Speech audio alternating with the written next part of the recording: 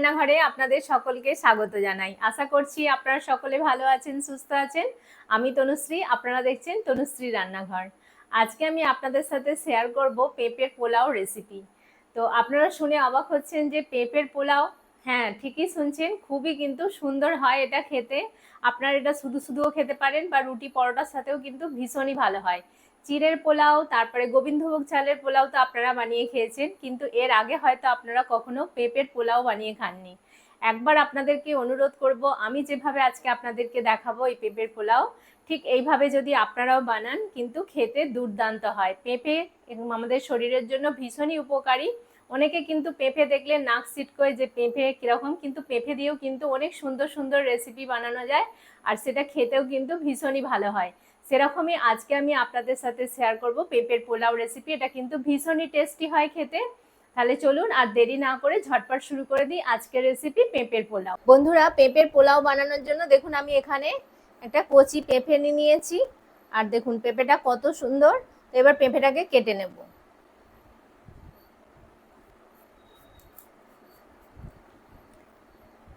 একদম পুরো ফ্রেশ গাছ থেকেই পাড়া পেঁপে।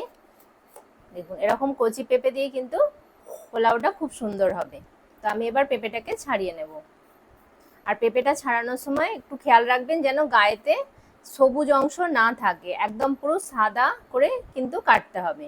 সবুজ অংশটা থাকলে কি হবে, তেঁতো হয়ে যাবে, মানে তেঁতকুটে ভাব লাগবে, সেই জন্য একটু বেশি করে বাদ দিয়ে এটাকে ছাড়াতে হবে।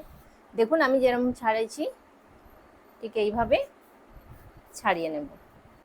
পেঁপের খোলাটা কিন্তু আমার ছাড়ানো হয়ে গেছে। এবার আমি মাঝখান দিয়ে এরকম লম্বালম্বি করে ফালি দিয়ে নেব। ঠিক এইভাবে এইভাবে আমি ছাড়িয়ে নিলাম। বাকি অংশটা আমি এভাবে ছাড়িয়ে নেব। এবার দেখুন এই মাঝখানের অংশটা এইভাবে একটা চামচ নিয়েছি, চামচে করে মাঝখানের অংশটা পরিষ্কার করে নিতে হবে। মাঝখানে যে বীজটা আছে সেটাকে ভালো করে কিন্তু চামচ দিয়ে এইভাবে পরিষ্কার করে নেব আমি। দেখুন এইভাবে একদম পুরো পরিষ্কার করে নিয়েছি। সব পেঁপেগুলোর মাঝখানটা কিন্তু বীজগুলো আমি পরিষ্কার করে নিয়েছি। এবার জল দিয়ে একটু ভালো করে ধুয়ে নিতে হবে, কারণ পেঁপের মধ্যে আঠা আছে, তো কাটার সময় কিন্তু হাতটা স্লিপ করতে পারে, সেই জন্য আমি আগেই একবার ধুয়ে নেব আর কাটার পরে আর একবার ধোবো। তো এইভাবে দেখুন আমি ভালো করে কিন্তু জল দিয়ে ধুয়ে নিচ্ছি। পেঁপেগুলো আমার ধোয়া হয়ে গেছে। এবার পেঁপেগুলোকে ঝিরিঝিরি করে কেটে নিতে হবে। তার জন্য দেখুন আমি এরকম করে প্রথমে এইভাবে আড়ে আড়ে কেটে নিচ্ছি।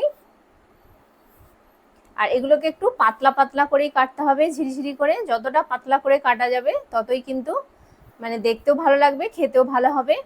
তো এবার আমি দেখুন এইভাবে কেটে নিচ্ছি। দেখুন আপনাদেরকে দেখাচ্ছি আমি ঠিক এরকম সরু সরু করে একদম ঝিরিঝিরি করে কেটে নেব। আপনারা চাইলে বটি দিয়েও কাটতে পারেন, বা যদি আপনাদের ছুরি দিয়ে সুবিধা হয় তো ছুরি দিয়েও কাটতে পারেন। যেটা আপনাদের সুবিধা সেটাতেই কেটে নেবেন।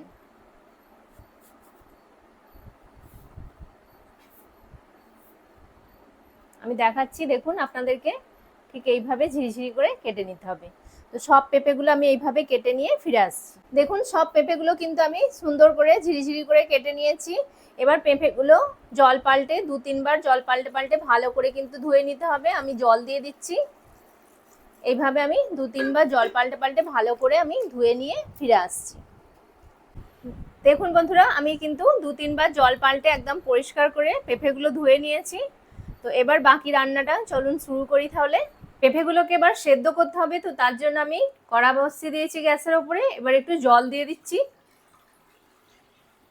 হাফ কড়া মতো জল দিয়ে দিলাম। দিয়ে এবার আমি পেঁপেগুলো দিয়ে দেবো। সব পেঁপেগুলো এবার দিয়ে দিচ্ছি। এটা খুব বেশিক্ষণ কিন্তু সেদ্ধ করতে হবে না, মানে 10 মিনিট মতো সেদ্ধ করলেই হবে। পেঁপেটা কিন্তু একদম সেদ্ধ করে গলিয়ে ফেললে হবে না, একটু শক্ত শক্ত থাকবে, সেরকম ভাবে কিন্তু সেদ্ধটা করতে হবে।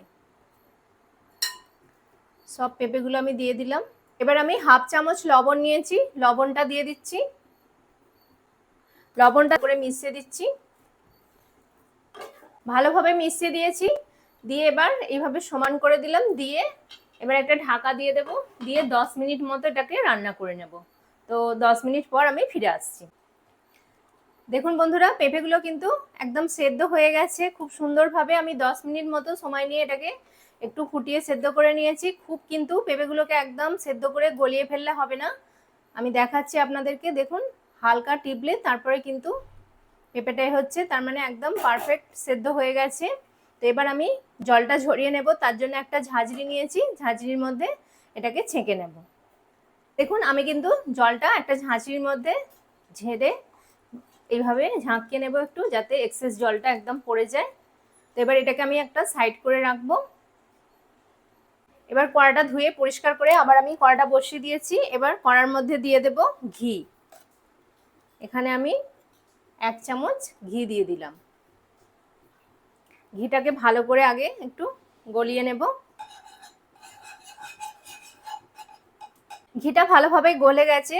এবার আমি দেখুন এখানে এলাচ নিয়েছি 3টে। এলাচগুলোকে একটু মুখটা ফাটিয়ে থেতো করে নিয়েছি কয়েকটা লবঙ্গ আর 2টো তেজপাতা। তো এগুলো এবার দিয়ে দেব। দিয়ে কয়েক সেকেন্ড একটু ঘিয়ের সাথে নেড়ে নেব, যাতে ফ্লেভারটা খুব সুন্দর ঘিয়ের সাথে ভালোভাবে মিশে যায়। এবার এখানে দেখুন আমি কিশমিশ নিয়েছি কিছুটা, কিশমিশটা দিয়ে দিলাম। এগুলোকে একটু ভেজে নিতে হবে। এত সুন্দর সেন্টটা উঠেছে, মানে কি বলবো।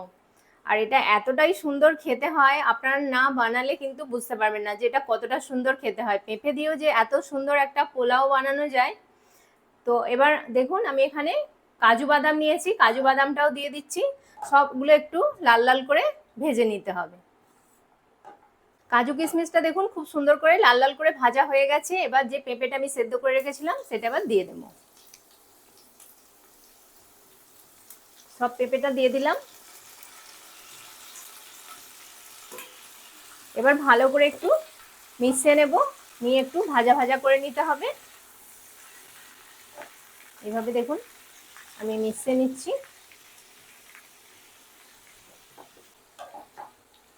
দেখুন এইভাবে কিন্তু ভালো করে আমি মিশিয়ে নিচ্ছি ঘিয়ের সাথে। নিয়ে এবার একটু হালকা ভাজা ভাজা করে নিতে হবে।